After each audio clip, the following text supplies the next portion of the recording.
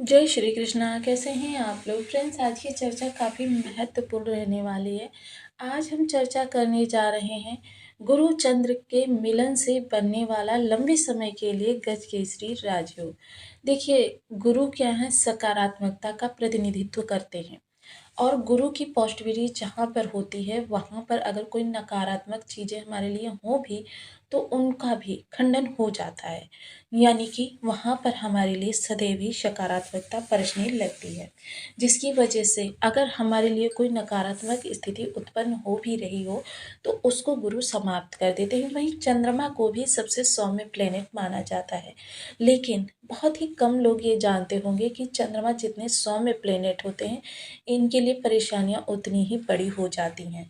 मसलन देखिए, चंद्रमा अगर पक्ष बल से बहुत ज़्यादा मजबूत हो तो भी आपको निगेटिव प्रभाव देंगे, अगर पक्ष बल से कमज़ोर हो तो भी आपको निगेटिव प्रभाव देंगे। पूर्णमासी के चंद्रमा हो तो भी नकारात्मक प्रभाव होगा और अमावस के चंद्रमा हो तब भी नकारात्मक प्रभाव होगा। पाप कर्तरी योग बना हो तो भी नकारात्मक प्रभाव होगा। और चंद्रमा की नकारात्मकता हमारे जीवन में बहुत बड़ा कि मसलन व्यक्ति जो है धन के मामले में, देखिए, चंद्रमा कमजोर हुए मतलब आपका धन चोरी होगा, आपका धन किसी के द्वारा हड़प लिया जाएगा, आपके परिवारीजन उस धन को आपको यूज नहीं करने देंगे। आपकी जिम्मेदारियां इतनी ज़्यादा बढ़ जाएंगी कि आप उन जिम्मेदारियों के आगे कुछ सोच ही नहीं पाएंगे, अपने लिए तो कभी धन नहीं निकाल पाएंगे। दूसरा, आप निवेश कहीं करते हैं वो भी आपका धन फंस जाता है। आप कोई एजुकेशनल कार्य करते हैं, पूरा कर लेते हैं आराम से, लेकिन जब डिग्री लेने की बात आती है वो डिग्री अटक जाती है।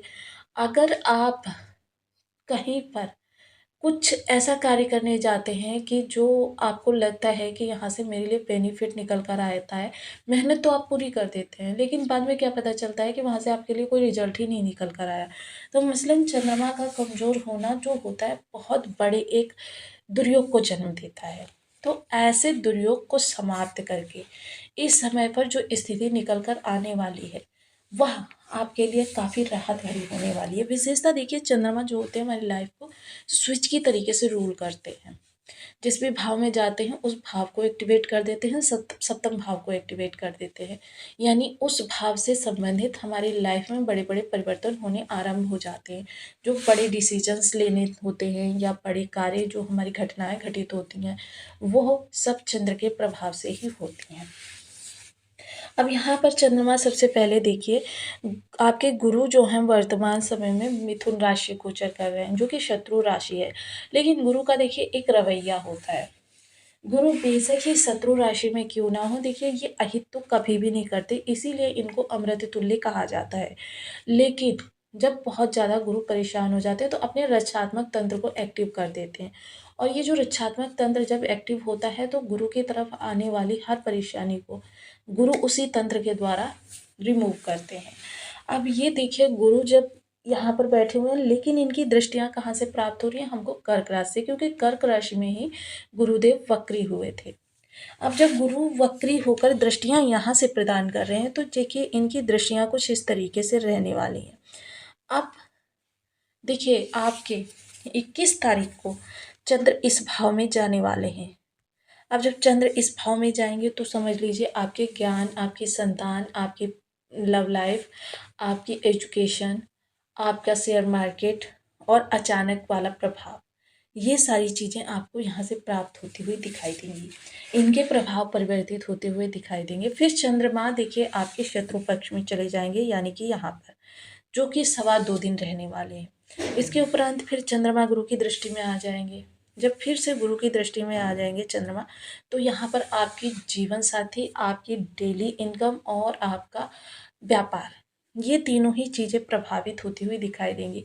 इस दौरान जीवन साथी की लाइफ में बड़े बदलाव होते हुए दिखाई देंगे। इस समय जीवन साथी को आर्थिक लाभ भी होगा और उनका जो ऑरा होगा उसके अंतर्गत आने वाले प्रत्येक व्यक्ति उनसे प्रभावित होते हुए दिखाई देंगे। तो काफ़ी ये समय काल गुरु के दृष्टिकोण से उत्तम आपके लिए रहने वाला है। इसके उपरांत देखिए चंद्रदेव आ जाएंगे आपके भाग्य भाव में। अब चंद्र की चाल इस समय पर आपके लिए काफ़ी, क्योंकि ये रोहिणी नक्षत्र में इस समय पर गोचर करेंगे और जब ये रोहिणी नक्षत्र में गोचर करेंगे तो इसका देखिए आध्यात्मिक और सांसारिक दोनों ही महत्व बहुत ज़्यादा बढ़ जाते हैं, जिसकी वजह से क्या होगा कि आपके भाग्य, क्योंकि गुरुदेव भाग्य के भी कारक प्लेनेट माने जाते हैं।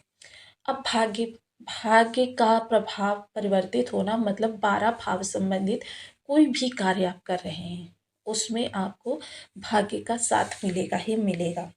यानी कि आप छोटे से छोटा और बड़े से बड़ा कार्य अगर कर रहे हैं तो उसमें गुरु की अनुकंपा और चंद्र की कृपा दोनों ही प्राप्त होंगी।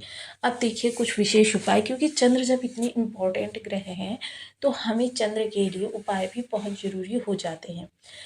किसी भी स्थिति में हमारे चंद्र हो, अगर हम उपाय करेंगे तो चंद्र के लाभ हमको अवश्य प्राप्त होंगे। इसके लिए देखिए सर्वप्रथम, क्योंकि मैंने आपको बताया ना कारक मारक बाधक किसी भी अवस्था में ग्रह बैठा हो, आपको बीज मंत्र का जाप सदैव ही लाभकारी रहता है। और बीज मंत्र क्या है? ओम सोम सोमाय नमः। या तो आप प्रातः काल इसको अपनी सुविधानुसार जप करने की आदत बनाइए। दूसरा क्या है? रात्रि को सोते वक्त ध्यान रखिए कि आप 8 से 9 बजे के मध्य सो जाएं, क्योंकि अधिक रात्रि तक जागना हमारे चंद्रमा कितने भी अच्छे बैठे हों उन पर निगेटिव इफेक्ट डालता है। चंद्रमा के बीज मंत्र जबकि मैंने आपको पूर्व में भी कई कंडीशंस बता रखी हैं।